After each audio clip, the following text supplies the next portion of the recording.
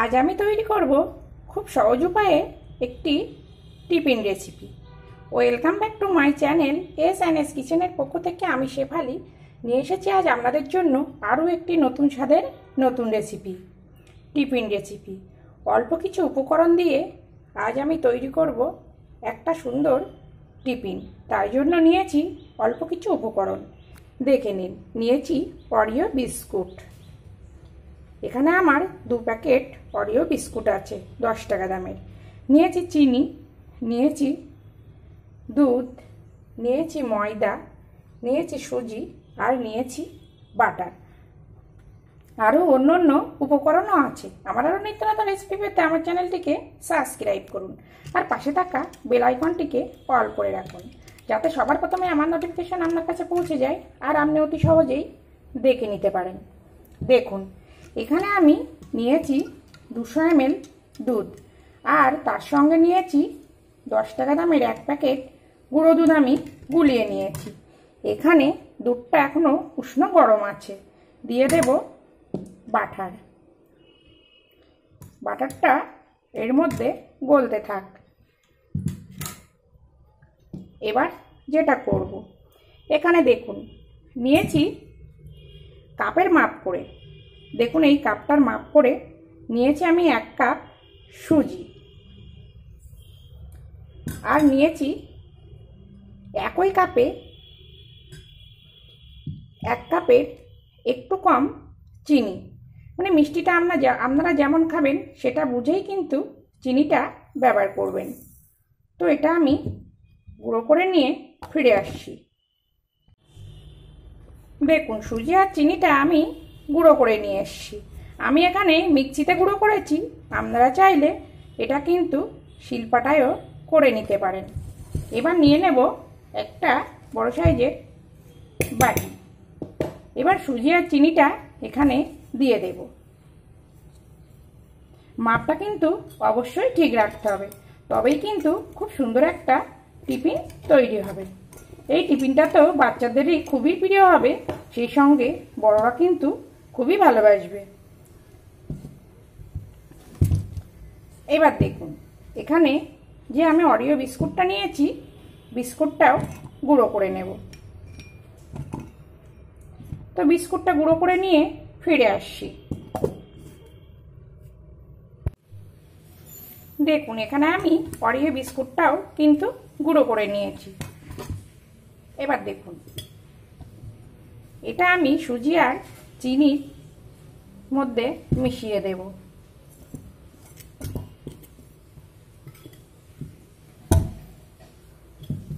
এবার দিয়ে দেব একই কাপে মাপ করে 1 কাপ ময়দা। অবশ্যই কিন্তু মাপটা ঠিক রাখতে হবে, তবেই কিন্তু টিফিনটা ঠিকঠাক তৈরি হবে। এবার এখানে দিয়ে দেব পরিমাণ মতো লবণ, দিয়ে খুব সুন্দর করে এটা আমি মিশিয়ে নেব। দেখুন, সব উপকরণ আমি একসঙ্গে মিশিয়ে নিয়েছি। এবার যেটা করব, দেখুন এখানে নিয়েছি একটা চালুনি, এটা আমি একটু চেলে নেব।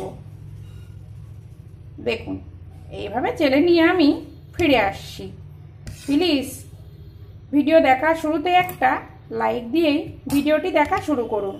আপনার একটা লাইক আমাকে অনেক দূর এগিয়ে নিয়ে যেতে সাহায্য করবে। দেখুন, সব উপকরণগুলো আমি চেলে নিয়েছি। এবার যেটা করব, এখানে যে আমি দুধের মধ্যে বাটার দিয়ে রেখেছিলাম, এটা কিন্তু গলে গেছে। আর দুধটা কিন্তু একটু উষ্ণ থাকতে থাকতে ব্যবহার করতে হবে। এবার আমি অল্প অল্প করে দিয়ে একটা ব্যাটার রেডি করব।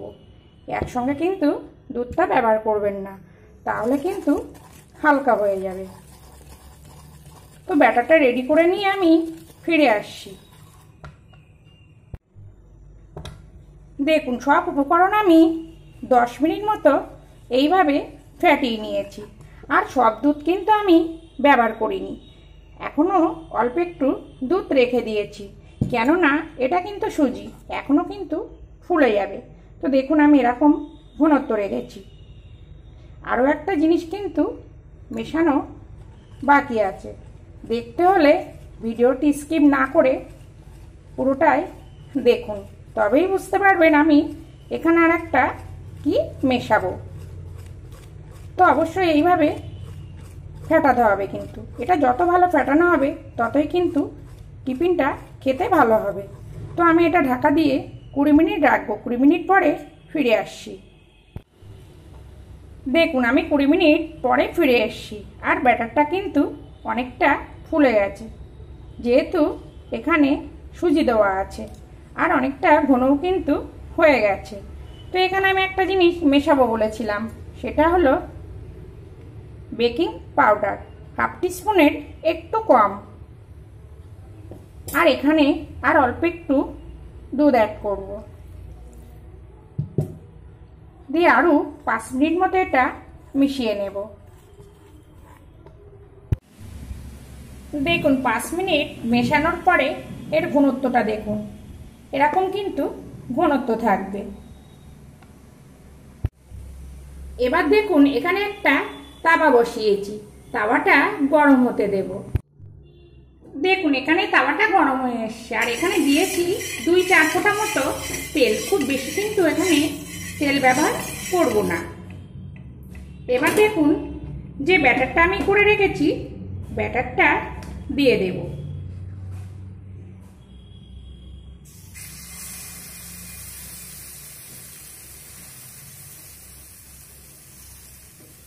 আর গ্যাসের জোরটা কিন্তু একদমই লোতে রাখতে হবে। আপনারা যেমন সাইজ করবেন সেরকমই কিন্তু ব্যাটার দেবেন। এবার আমি ঢাকা দিয়ে দেব। দেখুন কত সুন্দর ফুলে গেছে। এবার আমি এটা উল্টে দেব। খুব সাবধানে কিন্তু উল্টাতে হবে। এটা কিন্তু পুড়ে যায়নি, যেহেতু চকলেট, তার জন্য চকলেট কালারই এসছে। আবার ঢাকা দিয়ে দেব। দেখুন আমার কিন্তু নাস্তাটা হয়ে গেছে। দেখুন আমি একটু ব্যাটারটা ঘন করেছি বলে একটু মোটা হয়েছে। আপনারা চাইলে ব্যাটারটা যদি একটু হালকা করেন তাহলে কিন্তু হালকা হবে। আর দেখুন কত সুন্দর সফট হয়েছে। তো আপনারা এভাবে বাড়িতে অরিও বিস্কুট দিয়ে আর অল্প কিছু উপকরণ দিয়ে এইভাবে নাস্তা তৈরি করুন। বাচ্চারা তো খুবই ভালোবাসবে, সেই সঙ্গে বড়রাও ভালোবাসবে। এবার আমি কিন্তু এখানে আর তেল ব্যবহার করব না। দেখুন আপনাদেরকে আর একটা করে দেখাই। তো এই পর্যন্ত আমার নতুন বন্ধু, পুরনো বন্ধু, আমার পাশে থেকে যারা সাপোর্ট করছেন তাদেরকে অসংখ্য অসংখ্য ধন্যবাদ পাশে থেকে সাপোর্ট করার জন্য। আর যারা সাধারণ দর্শক তাদেরকেও অসংখ্য ধন্যবাদ পাশে থেকে সাপোর্ট করার জন্য। আবার ঢাকা দিয়ে দেব, তবে অবশ্যই লো ফ্লেম করেই কিন্তু করতে হবে। দেখুন যেটা তেল ছাড়া করলাম সেটাও দেখুন কত সুন্দর হয়েছে।